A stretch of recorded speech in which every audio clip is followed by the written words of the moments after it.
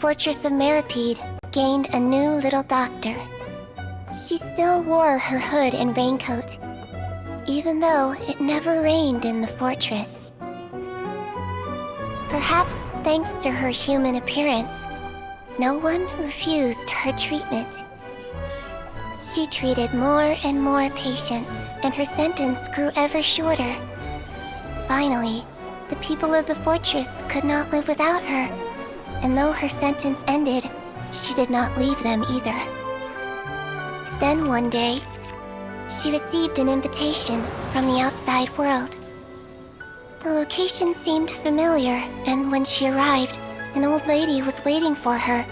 She saw right through the Melizine's disguise, but didn't reveal it. Instead, she asked a question. Tell me, why do you think you gained the respect of so many people, despite being a Melizine? Because I look like a human? It's been 50 years, Cici, and you haven't aged a day. I think everyone knows you are not human.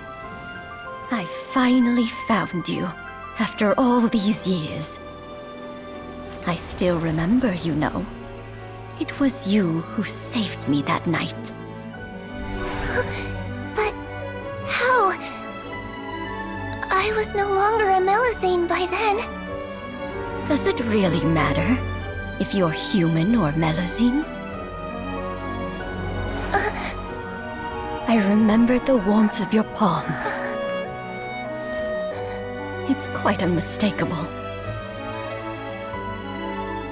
And you know what? It hasn't changed one bit. You don't have to hide anymore, Cici. These days, everyone wants to make friends with Melizines. And I think that it's all because of you.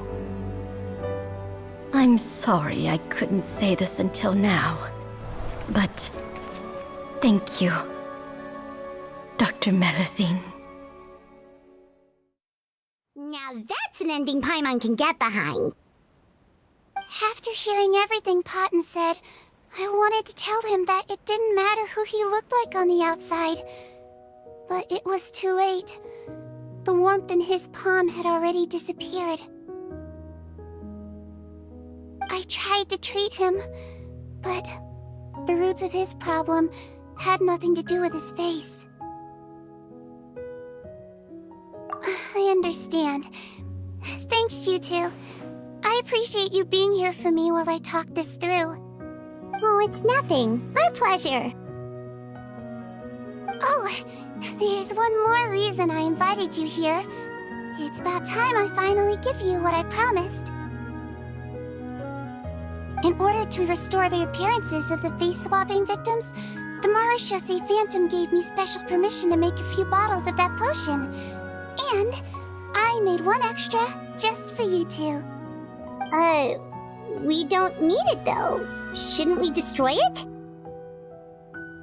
Well, even if you chose to destroy it, I still thought I should give it to you first. You two did so much for me. How could I break my promise? Well, fair enough, but anyway, Paimon's definitely not interested in this stuff anymore.